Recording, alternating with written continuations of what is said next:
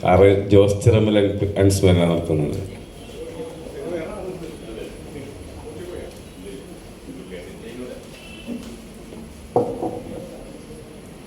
മുഖത്തിൻ്റെ 38ാം വാർഷികം അതിഗംഭീരമായിട്ടിവിടെ മുന്നേറിക്കൊണ്ടിരിക്കുകയാണ്. ഈ പാട്ടാണ് ഇനി മുന്നിൽ വരുന്നത്. അതിനു മുമ്പ് അനുസ്മരണങ്ങൾ വരുമ്പോൾ ഭൂതകാലത്തിലേക്കൊന്ന് നോക്കുക എന്നുള്ളതാണ്. ഇവിടെ ഈ അവാർഡ് ജേതാക്കൾക്ക് പ്രത്യേക അഭിനന്ദനങ്ങൾ.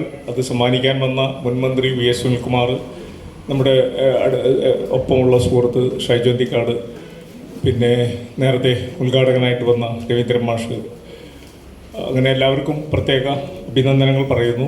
ഒരുപാട് ഓഡിയൻസ് ഉണ്ട്. ഇനിയും ഓഡിയൻസ് പുറത്തുള്ളവർ വരും. ഗാനമേളയുണ്ടല്ലോ. ജോസ് ചിറമൽ എന്ന് പറയുന്ന ഒറ്റ വാക്കിൽ ആ ജീവചരിത്രം പുസ്തകത്തിൽ തന്നെ പറയുന്നു, നാടകം വിതച്ച് നടന്ന മനുഷ്യൻ എന്നാണ്.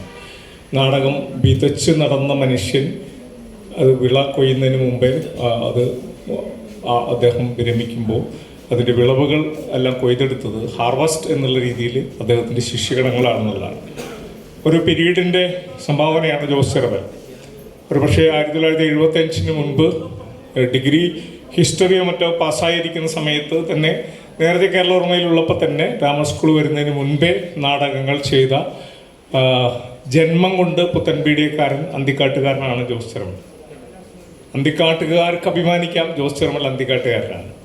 പിന്നീട് 60കളിലാണ് നെടുപുഴയിലേക്ക് അദ്ദേഹത്തിൻ്റെ ഫാദർ ഈ PRDയിലെ വണ്ടി എന്തോ ഡ്രൈവറോ അങ്ങനെ എന്തോ സംഭവമായിരുന്നു. അപ്പം അങ്ങനെ നെടുപുഴയിൽ സെറ്റിലായതാണ്. പുത്തൻപീടികയാണ് ജോസ് ചിറമലിൻ്റെ വീട് എന്നാണ് പറയുന്നത്. വളരെ വൈകിട്ടാണ് നമ്മൾ വേറൊരു അന്വേഷണത്തിൻ്റെ ഭാഗമായിട്ട് ജീവചരിത്രങ്ങൾ തയ്യാറാക്കുന്ന അതിൻ്റെ മുന്നോടിയായിട്ട് ഞാനും കുറേ വീഡിയോസൊക്കെ എടുക്കാൻ കറങ്ങുന്നു. ആ സമയത്താണ് ഈ ഇൻഫർമേഷൻ. ആളുടെ പെങ്ങളാണ് ഗ്രേസിയാണ് പറയുന്നത്.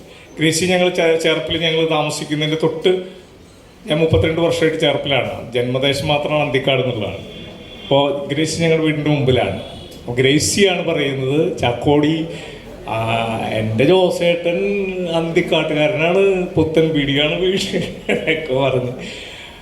അപ്പോൾ പിന്നീട് ഗ്രേസി പറയുന്ന, ഞാൻ ചെറിയ തോതിൽ പറയാം, 6-ലൊക്കെ പഠിക്കുന്ന കാലത്ത് തന്നെ ഈ ജോസ് ചിറമൽ എന്ന് പറയുന്ന സംഘാടകൻ, സംവിധായകനായിട്ടില്ല, പക്ഷേ സംഘാടകൻ്റെ ഒരു സ്പിരിറ്റ് അന്ന് കുട്ടികളുടെ ഇടയിൽ ഗ്രേസി പറയുന്നത്, ഞങ്ങൾ പെൺകുട്ടികളിങ്ങനെ മറ്റേ കല്ലുകളി ഇതൊക്കെ ഇരിക്കുമ്പോൾ ഈ ജോസ് ഏട്ടൻ വന്നു കഴിഞ്ഞാൽ ഞങ്ങളൊക്കെ കയ്യിലെടുക്കും.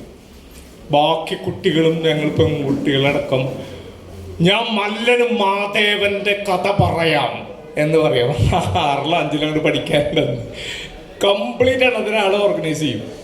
മല്ലനും മാധവൻ്റെ ഞാൻ മല്ലനും മാധവൻ്റെ കഥ പറയാം, അങ്ങനെയല്ല പറയാം, ആക്ട് ചെയ്തിട്ട് മല്ലനും മാധവൻ്റെ കഥ പറയാം, കേൾക്ക് എന്ന് പറയും.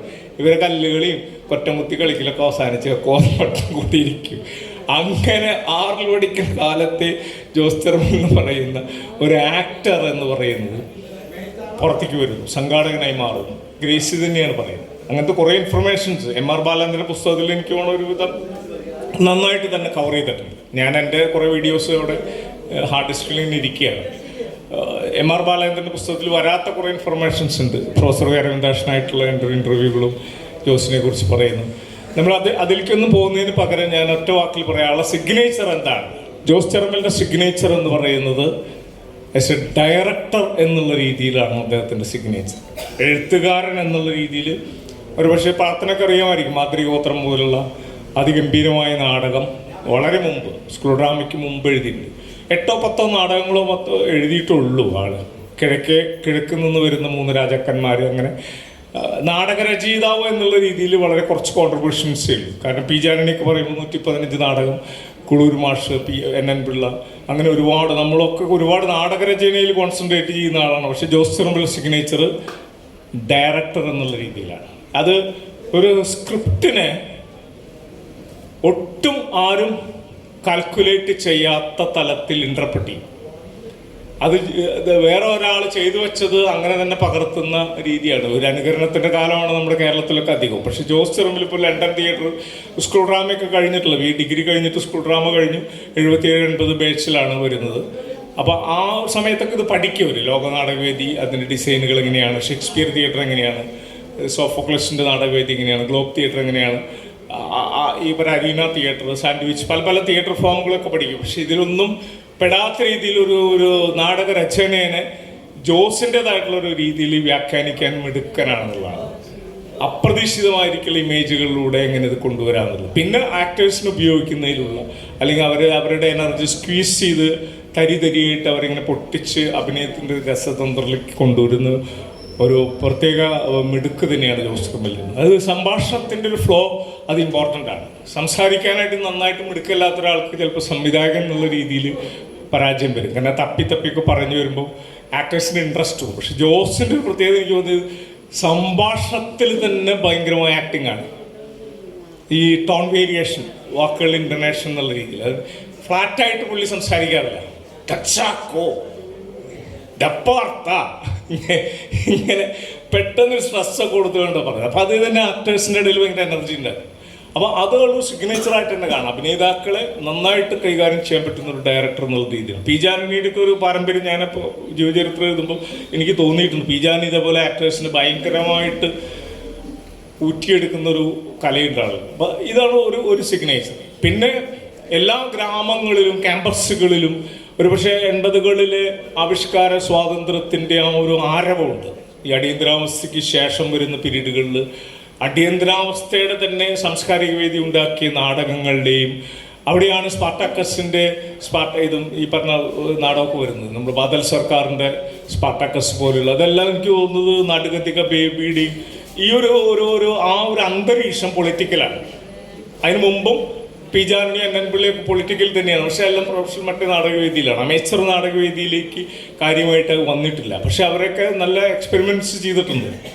KT മുഹമ്മദും എസ്എൽപുരത്തിൻ്റെ കാക്കപ്പൻ എന്നൊക്കെ പറഞ്ഞാൽ അതിഭീകരമായ നാടകമാണ്. ഇപ്പോഴും ഈ പറഞ്ഞ തൊട്ട് കഴിഞ്ഞ സംഘപരിവാർ കത്തിച്ചു കളയവർ നാടക സംഘത്തെ ആ ജാതി നാടകമാണ് കാക്കപ്പനൊക്കെ. പക്ഷെ അതെല്ലാം ഒരു ട്രൂപ്പ് എന്നുള്ള രീതിയിലാണ് പോയിക്കൊണ്ടിരിക്കുന്നത്. ഗ്രാമീണ നാടകവേദിയിലേക്ക് അതും ഒരു 900 നമ്മൾ ആലോചിക്കണം, എത്രയോ 1000-ന് താഴെ പഞ്ചായത്തുകളിലേക്ക് അതിൻ്റെ വിഭവശേഷി, അതിൻ്റെ സ്ലാങ്, അതിൻ്റെ വൈവിധ്യം അതെല്ലാം എങ്ങനെ ഉപയോഗിക്കാം എന്നുള്ളതിൻ്റെ ഈ നേരത്തെ പറഞ്ഞ സിഗ്നേച്ചർ ഉള്ള ജോസ് ചെറുമലാണ് അതിലേക്ക് മുന്നോട്ട് വരുന്നത്. കാരണം കച്ചവട നാടകവേദി എന്ന് പറയുന്നൊരു തലം അത് സ്ഥിരമായ സംഭാഷണത്തിൽ മാത്രം നിന്നുകൊണ്ട് വലിയ സെറ്റൊക്കെ വെച്ചുകൊണ്ട് ഇങ്ങനെ പോയിക്കൊണ്ടിരിക്കുമ്പോൾ ചിറമലൊക്കെ നമ്മളായിട്ട് ഞാൻ 80 മുതൽ എനിക്കറിയാം ചിറമല, 79 മുതൽ അറിയാം. ഒരുപക്ഷെ അതിന് ശേഷം വന്ന ശിഷ്യന്മാരെക്കാളും ഏറ്റവും മുൻപേ ഞങ്ങൾ ഒരുമിച്ച് ഒരു നാടകം ചെയ്തതാണ് തമസ് എന്നുള്ള നാടകം, കേന്ദ്ര ആർട്സ് ക്ലബിൻ്റെ വാർഷികത്തിന്. അപ്പോൾ ഞാനതിന് വില്ലൻ വേഷം ചെയ്യുന്നു, തൃശ്ശൂർ ശാന്ത അഭിനയിക്കുന്നു. 79 അതായത് 80 ജനുവരി 1-ാം തീയതിയായിട്ടാണ് അതിൻ്റെ അവതരണം വരിക. ഞാൻ ഡിഗ്രി ഫൈനൽ ഇയർ ആണ് അവിടെ സെൻറ് തോമസ് കോളേജിൽ. പുള്ളി ആ സമയത്ത് ബാച്ചിലർ ഓഫ് തിയേറ്റർ ആർട്ടിൻ്റെ സെക്കൻഡ് ഇയറോ മറ്റോ വിദ്യാർത്ഥിയാണ്, ഫൈനൽ ഇയർ വിദ്യാർത്ഥിയാണ്. രാജു നരിപ്പെട്ട അന്ന് സെക്കൻഡ് ഇയർ വിദ്യാർത്ഥിയാണ്. ഫസ്റ്റ് ബാച്ചാണ് അവർ 77-80 ബാച്ച്. അപ്പോൾ ആ സമയത്ത് ജോസ് ചെറുമലിനെ വിളിക്കണമെന്ന് കേന്ദ്ര ആർട്സ് ക്ലബ്ബുകാർ പറയുന്നു. അതിനു മുമ്പ് വേറൊക്കെ സംവിധായകർ വരുന്നു, സാധാരണ ഡയറക്ഷൻ ചെയ്യുന്നു. ജോസ് ചെറുമൽ വരുമ്പോൾ ഏറ്റവും കൂടുതൽ പുറത്ത് നാടകങ്ങൾ, ചെറുനാടകങ്ങളൊക്കെ ചെയ്യുന്ന കാരണം, പിന്നെ ഇംഗ്ലീഷ് ക്ലാസ്സുകളൊക്കെ എടുക്കുന്ന കാരണം ഞാനായിട്ട് പെട്ടെന്ന് ഒരു വേവ് ലെങ്ത് പെട്ടെന്ന് കമ്മ്യൂണിക്കേറ്റ് ചെയ്തു. ഹട്ട്സൻ്റെ വിമർശന പുസ്തകങ്ങളും ഞങ്ങൾ തമ്മിൽ അങ്ങനെ കമ്മ്യൂണിക്കേറ്റ് ചെയ്തു. അപ്പോൾ എന്നോട് ചോദിക്കുമ്പോൾ ഡ്രാമ കോളേജ് ആയിരുന്നില്ല, സ്കൂൾ ഓഫ് ലൈഫാണ് എനിക്കിഷ്ടമെന്ന് ഞാൻ പറയുന്നു. സ്കൂൾ ഓഫ് ലൈഫ് നമ്മൾ അതിൽ നിന്ന് പഠിക്കാമല്ലോ എന്നുള്ളത്.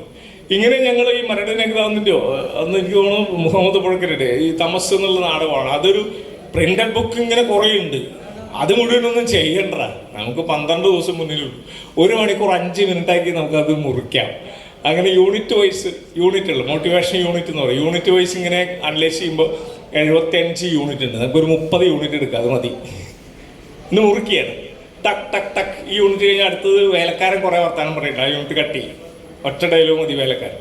സാധാരണ ഈ പ്രിന്റഡ് ബുക്കിലാണ് വേലക്കാരൻ വന്ന് കുറേ വളിപ്പ് പറഞ്ഞുകൊണ്ടിരിക്കും. ഇതൊന്നും ആവശ്യമില്ല, എൻ്റെ ചാക്കോ നമുക്ക് കട്ട് ചെയ്ത് ഷാർപ്പ് ചെയ്ത് വന്നിട്ട്. പിന്നീടാണ് ഡയറക്ടോറിയൽ മിടുക്ക് എന്ന് പറയുന്നത് സ്പേസ് എങ്ങനെ ഗംഭീരമായിട്ട് ഉപയോഗിക്കാമെന്നത്. മറ്റേ നാടകങ്ങളൊക്കെ ഫ്രണ്ടിൽ മൈക്ക് പിടിച്ച് ഇങ്ങനെ വർത്താനം പറയാം, പിന്നീടുള്ള ഓർമ്മ പറയാൻ വേണ്ടി മൈക്കേൻ്റെ അടുത്തേക്ക് വരും, അത് കഴിഞ്ഞപ്പോൾ അടുത്ത ആൾ വന്ന് പറയും. ഇങ്ങനെ ഒരു മെത്തേഡാണ് പണ്ടത്തെ ഡയറക്ടോറിയൽ രീതി. കാരണം പറച്ചിലിലൂടെ കാര്യങ്ങൾ പറയുക എന്നുള്ളതാണ്. പുള്ളി ആക്ടിവിറ്റീസിലൂടെയാണ്. അതുകൊണ്ട് ഈ സ്പേസിൽ ഒരു കസേരയാണെങ്കിൽ ആ കസേര എത്രയൊക്കെ ലെവലിൽ ഉപയോഗിക്കണം, എന്നിട്ട് അവിടെ കേന്ദ്ര ആർട്സ് ക്ലബിന് പഠിപ്പിക്കുകയാണ്. ഇങ്ങനെയാണ് പ്ലേ ഉണ്ടാവുന്നത്. പ്ലേ ഉണ്ടാവുന്നതിൻ്റെ ഡൈനാമിക്സും ഇങ്ങനെയാണ്. സ്പേസ് ചലനാത്മകമാക്കണം. ഒരു വ്യക്തി മൂവ് ചെയ്യുന്നതിന് മീനിങ് വേണം. മീനിങ്ങിലാണ് വെറുതെ ഇങ്ങനെ നടന്ന് വർത്താനം പറയില്ലല്ലോ. ഇവിടുന്ന് അങ്ങോട്ട് മൂവ് ചെയ്യുന്ന എന്തുകൊണ്ട് എന്നുള്ളത് മോട്ടിവേഷൻ മൂവ്മെൻറ്റ് എന്ന് പറയും. മോട്ടിവേഷനാണ്. കൃത്യം മീനിങ് വേണം, ലോജിക്ക് വേണം, അല്ലാതെ വെറുതെ. അപ്പം അതിനുവേണ്ടി നമ്മൾ ആ സ്റ്റേജിൽ അറേഞ്ച് ചെയ്യേണ്ട സംഗതികൾ, പ്രോപ്പർട്ടികൾ, പൂജ, അത് ഇതിങ്ങനെ സ്പേസിന് ഉപയോഗിച്ചിട്ട് ആ സ്പേസ് എങ്ങനെ ചലനാത്മകമാക്കുന്നു.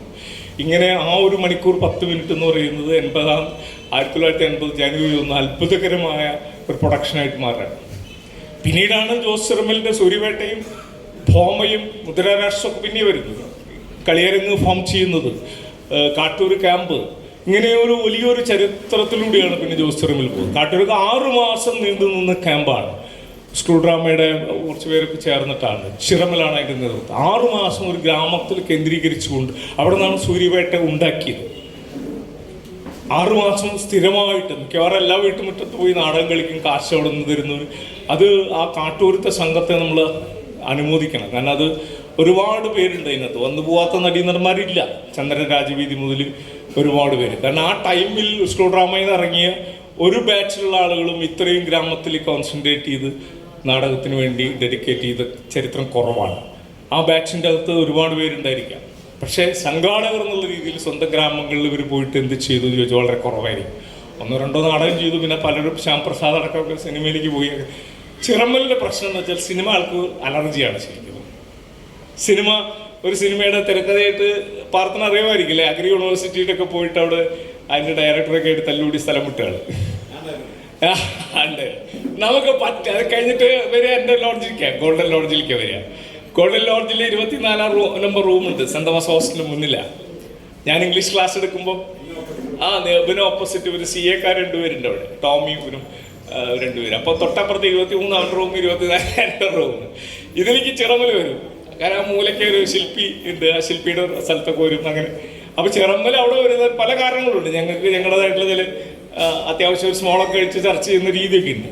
അപ്പോൾ ഈ പുള്ളി പറയും സിനിമ നമുക്ക് പറ്റില്ല, ഇങ്ങനെയാണ് അയാളുടെ രീതി. സത്യത്തിലായിട്ട് വൈരുദ്ധ്യം എന്ന് പറഞ്ഞ ആളുടെ മകൻ ഇപ്പോൾ യൂജീൻ സൂത്രവാക്യം സിനിമ ഡയറക്റ്റ് ചെയ്തിരിക്കുന്നത്. അപ്പോൾ ചിറമൽ എന്ന് പറയുന്നതിന് നമ്മൾ ഈ ഗ്രാമത്തിൽ നാടകം വിതച്ച് നടക്കുക, ക്യാമ്പസുകളിൽ നാടകം വിതച്ച് നടന്ന കോഴിക്കോട് മെഡിക്കൽ കോളേജ്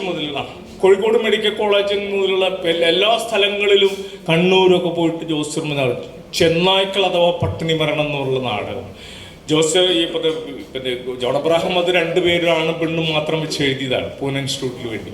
പക്ഷെ ചിറമലാണ് അതിൽ കോറസ് എന്ന് പറയുന്ന സംഗതി കൊണ്ടുകൊണ്ട് അതിഗംഭീരമായ പൊട്ടിത്തെറുണ്ടാക്കി.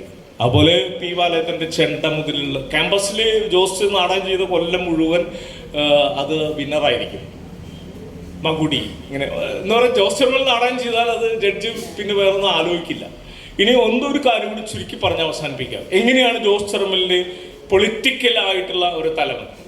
പിന്നീട് ഫോർഡ് ഫൗണ്ടേഷനും മറ്റൊക്കെ ആയിട്ട് വന്ന് പോട്ടെ, അത് നമ്മുടെ ഇടതുപക്ഷത്തിനെ എല്ലാവർക്കും നമ്മളൊക്കെ ഉത്തരവാദിത്തമുണ്ട്. ഒരു നാടകക്കാരൻ പാരമ്പര്യമായ സ്വത്തോ 3 സ്റ്റാർ ഹോട്ടലോ പെങ്ങളും ഇവരൊക്കെ ഗൾഫിലും അങ്ങനെ സാമ്പത്തിക ശേഷി ഇല്ലാത്തൊരു നാടകക്കാരൻ ആണെങ്കിൽ ഡെയിലി ബ്രെഡിന് വലിയ പ്രശ്നം വരും. ഈ ഡെയിലി ബ്രെഡ് വരുന്ന അതിപ്രതിഭകളായ നാടകക്കാരെ നമ്മുടെ സാംസ്കാരിക സ്പേസിലേക്ക് എങ്ങനെ നമ്മൾ അക്കോമഡേറ്റ് ചെയ്യാൻ ശ്രമിക്കും, മര്യാദയ്ക്ക് പൈസ കൊടുത്തുകൊണ്ട് എങ്ങനെയൊക്കെയാണ് അവർ അക്കോമഡേറ്റ് ചെയ്യുന്നത്, അത് 80-കൾക്ക് ശേഷം വളരെ കുറഞ്ഞു പോകുന്നു. ആ സ്ഥലങ്ങളിലെല്ലാം പ്രതിസന്ധിയിൽ ഏർപ്പെട്ട ആളാണ് ജോസ് ചെറുമൽ. അങ്ങനെയാണ് കോംപ്രമൈസ് വരുന്നത്. തീർച്ചയായിട്ടും ജോസ് ചെറുമൽ എന്ന് പറയുന്ന ഈ വ്യക്തി പൊളിറ്റിക്കലാവുന്ന പീരീഡ് വരെ, ഭോമ വരെ അതിഗംഭീരമാണ്. അതിനുശേഷം കോംപ്രമൈസ് ചെയ്ത് പോകുന്നു എന്നുള്ളതാണ്. അത് പോട്ടെ, അത് വേറൊരു ഭാഗമാണ്.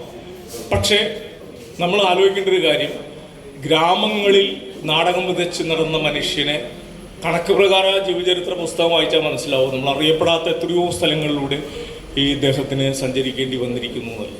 കുടുംബ പ്രശ്നങ്ങളൊക്കെ ഉള്ളപ്പോൾ പോലും തിയേറ്റർ വേണ്ടി ശിഷ്യഗണങ്ങളാണ് അദ്ദേഹത്തിന്. ഇപ്പം പ്രിയനന്ദനാണെങ്കിലും ഓരോരുത്തരും കണ്ടും കേട്ടും. ഇപ്പം ഞാൻ നാടകം ഡയറക്റ്റ് ചെയ്ത് നടക്കുന്നതിനിടയിൽ ആക്ട് ചെയ്യുമ്പോൾ തന്നെ നമുക്ക് ഉണ്ടാക്കുന്ന ഒരു മറക്കാൻ പറ്റാത്ത എക്സ്പീരിയൻസുകളാണ്. ജയരാജ് വാര്യർ, ശശിധരൻ നടുവിൽ, പോൾസൻ താണിക്കൽ, ഇവരൊക്കെ മുദ്രാഷ്ട്രത്തിലെ പ്രധാന നടീനടന്മാരാണ്. അപ്പോൾ അങ്ങനെ ഒരുപാട് ശിഷ്യഗണങ്ങളിലൂടെ ജോസ് ചെറുമൽ മുന്നോട്ട് പോകുന്നു എന്നുള്ളതാണ്. അത് മറക്കാനാവാത്തൊരു സംഭവമാണ്. മുഖത്തിൻ്റെ എനർജി എന്ന് പറയുന്നത് സൂര്യവേട്ട ഇതൊക്കെ കഴിഞ്ഞ് ഭോമ കഴിഞ്ഞിട്ട് അതിൻ്റെ ഒരു എനർജി കൊണ്ടാണ് അളിഞ്ഞ വാർത്ത പോർഷൻ എടുക്കുന്നത്. ഫസ്റ്റ് മുഖത്തിൻ്റെ നാടകം എനിക്ക് തോന്നുന്നു അളിഞ്ഞ വാർത്തയാന്ന് തോന്നുന്നു. ശശിധരൻ നടുവിൽ കാലനത്തിന് എടുക്കും. ഇതെല്ലാം ചെറുമൽ. ഇനി ഒറ്റ കാര്യം ശ്രദ്ധിക്കണം, കാവാലവും ജി ശങ്കരപ്പിള്ളിയും ഒക്കെ ഒരു പ്രത്യേക അബ്സ്ട്രാക്റ്റായിട്ട് നേരിട്ട് നമ്മുടെ കോൺക്രീറ്റ് നമ്മുടെ റിയാലിറ്റിയും തൊടാതെ ഒരുപാട് പരീക്ഷണ നാടകങ്ങൾ അക്കാഡമിക്കായിട്ട് ചെയ്തു വെക്കുന്നതിനോട് ഭയങ്കര വിയോജിപ്പുള്ള ഒരു മനുഷ്യനായിരുന്നു ജോസ് ചെറമൽ. സത്യത്തിൽ കാവാലത്തിൻ്റെ ഈ അവനവൻ കടമ്പയും അതിനുള്ള ഒരു കൃത്യമായ മറുപടിയാണ് സൂര്യ ഈ പറഞ്ഞ മുദ്രരാഷ്ട്രവും താജിൻ്റെ അവിടുത്തെ നാടകങ്ങളും. ഡയറക്റ്റ് പൊളിറ്റിക്സ് പറയേണ്ടതാണ്, അതാണ് തന്നെ നാടകവേദി എന്നുള്ള രീതിയിൽ വലിയ മറുപടിയാണ്. ജി ശങ്കരപ്പിള്ളയ്ക്ക് കൊടുത്ത മറുപടികൾ ലാറ്റിൻ അമേരിക്കൻ തിയേറ്ററും സൂര്യവേട്ടയും ഒക്കെ ഇവിടെ ചെയ്തുകൊണ്ടാണ് ആ ഒരു തലത്തിലുള്ള തിയേറ്ററിന് ജോസ് മറുപടി കൊടുത്തു. ഇത് രണ്ടും ശ്രദ്ധിക്കുന്ന 80കളിൽ നാടകവേദിയുടെ ഈസ്തറ്റിക്സ് മാറ്റിമറിക്കുന്നതിൽ ജനകീയ സാംസ്കാരിക വേദിക്കൊപ്പം. അതുകൊണ്ടാണ് ആറാം തിരുമുറിവ് നിരോധിച്ചപ്പോൾ കുരിശിൻ്റെ വഴി പോലെയുള്ള തിരുമാടം ചെയ്യാൻ ജോസ് ചെറമൽ തയ്യാറാവുന്നു, അറസ്റ്റ് ചെയ്യപ്പെടുന്നു. അപ്പോൾ അങ്ങനെയുള്ള പൊളിറ്റിക്കൽ തിയേറ്റർ 80കളിൽ വന്ന് വിമർശനാത്മകമായിട്ട് പറഞ്ഞാൽ ഇടയ്ക്ക് 90കളിലും ഗ്ലോബലൈസേഷൻ്റെ ഭാഗമായിട്ട് ഒക്കെ നമ്മൾ ഗ്ലാമർ ഉണ്ടെങ്കിൽ സിനിമയിലോ സീരിയലിലോ പോകണം എന്നുള്ളൊരു ഗതികെട്ടൊരവസ്ഥ അവിടെ വരികയും മിസ്സിങ് വരികയും 2000-ന് ശേഷം വളരെയധികം മരവിപ്പ് ഗ്രാമീണ നാടകവേദിയിൽ വരികയൊക്കെ ചെയ്യുന്നുണ്ട്. പക്ഷേ വീണ്ടും നാടകവേദി മുന്നോട്ട് പോകുമ്പോൾ ജോസ് ചെറമലിനെ പോലെ ഒരാളെ അടയാളപ്പെടുത്താതെ ഒരു ഇഞ്ച് മുന്നോട്ട് ഒരു ചരിത്ര രേഖ തയ്യാറാക്കപ്പെടാൻ പറ്റില്ല എന്ന് പറഞ്ഞുകൊണ്ടാണ്. അത് പി എം ആനണി, Shanthakumar, Jose Cheramal, P M Taj, SL Puri, ഇങ്ങനെ ഒരു നിര പൊളിറ്റിക്കൽ തിയേറ്ററിൻ്റെ ആൾക്കാരുണ്ട്. അവരെ മറന്നുകൊണ്ട് ഒരു ഇഞ്ച് ഇവിടുത്തെ അക്കാഡമിക് ആയിട്ടുള്ള നാടകക്കാർക്കോ എലൈറ്റ് നാടകക്കാർക്കോ ഇനിയിപ്പോൾ മെറ്റയുടെ നാടക അവാർഡ് കൊടുക്കുന്നവർക്കോ മുന്നോട്ട് പോകാൻ പറ്റില്ല എന്ന് പറഞ്ഞുകൊണ്ട് നിർത്തുന്നു. അഭിവാദ്യങ്ങൾ. Thank you. അടുത്തതായിട്ടൊരു ആദരവാണ്.